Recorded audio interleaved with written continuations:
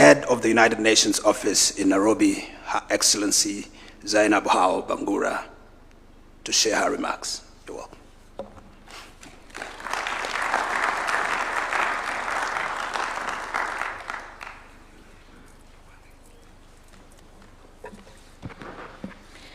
Your Excellency Dr. William Samuel Ruto, President of the Republic of Kenya, Your Excellency Mr.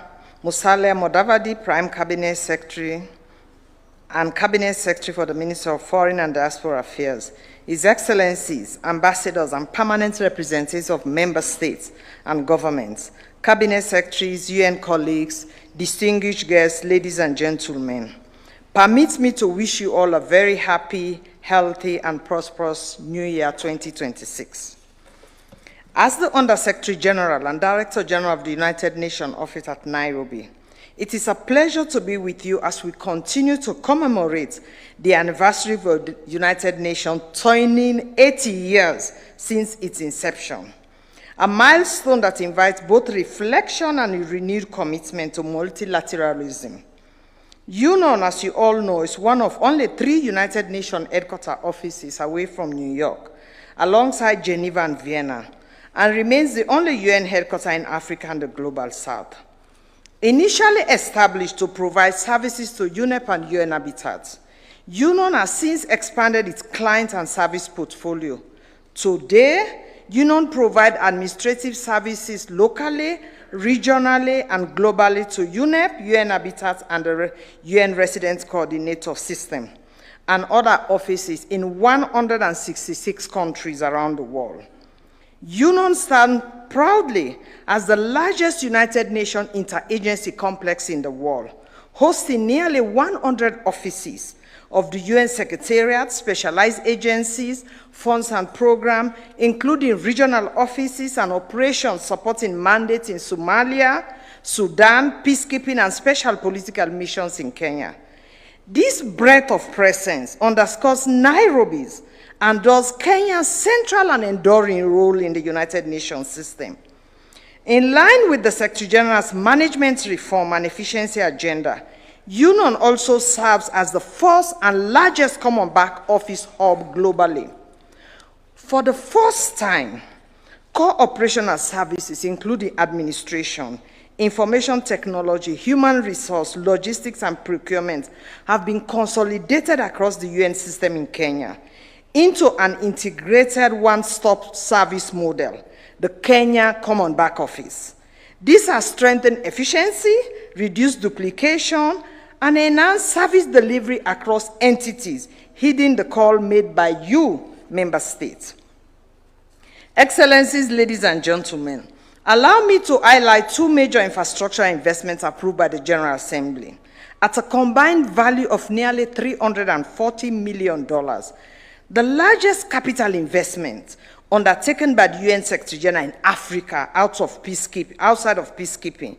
These projects are a clear and tangible demonstration of the United Nations' long-term commitment to Kenya. The first is the office expansion and upgrade, approved in 2017 and successfully completed last year. Importantly, the project was completed ahead of schedule and under budget, reinforcing UNON's strong track record in delivering complex capital projects efficiently and responsibly. The second is the conference facilities project, approved in 2023. This transformative investment will expand meeting capacities from 14 to 30 meeting rooms, including the construction of a new 1,600-seat assembly hall. This project will ensure that the only UN headquarters in Global South is equipped with modern, secured, and fit-for-purpose facilities capable of hosting mandated intergovernmental meetings well into the future. Early works began in 2025, with full construction scheduled to commence this year and completion expected in 2030. Excellencies, ladies and gentlemen, as the global home of environmental multilateralism and as the headquarters of UNEP and UN Habitat, UNON continues to lead by example in environmental stewardship. UNON remains the first and only headquarters to achieve and maintain ISO 14001 certification for environmental management system. Through reforestation, biodiversity conversion, and our commitment to achieving net zero operation by 2030, we continue to demonstrate what credible climate leadership looks like in practice. Across Kenya, our colleagues in the UN country team, led by my colleague Stephen Jackson, the UN resident coordinator, continue to work closely with the government and people of Kenya, focus on efficiency, constructive collaboration, scale and impact on sustainable development goals. They support the achievements of Kenya's stated development aspiration and provide humanitarian assistance. Against this background, let me be very clear. There is no change to the United Nations status in Kenya.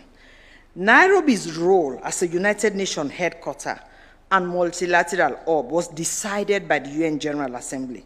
And despite some financial challenges, this mandate remains secure and strong. Excellencies, ladies and gentlemen, in conclusion, as some of you may know, this is the last annual meet and greet that the UN resident coordinator Stephen Jackson will be attending, as he will be moving on to a new assignment in a couple of months. On behalf of the UN family in Kenya, I thank him for his service, his contribution, and for his cordiality, and we collectively wish him the very best. I'd like to close by thanking the government of Kenya for its steadfast commitment to the United Nations, and as the organization continues to reform, to serve the people of the world, we shall continue to work together to maintain Nairobi as a multilateral hub it is. I'd also like to thank the diplomatic community here in Nairobi, in New York, and in capitals around the world for your steadfast engagement and support over the years in protecting and strengthening Nairobi as a UN duty station and global headquarters, including through your advocacy in the UN governing and decision-making bodies in New York and Geneva. Your continued commitment to multilateralism ensure that Nairobi remains a vibrant and indispensable center for the work of the United Nations today and for generations yet to come. Thank you, Asante Sana.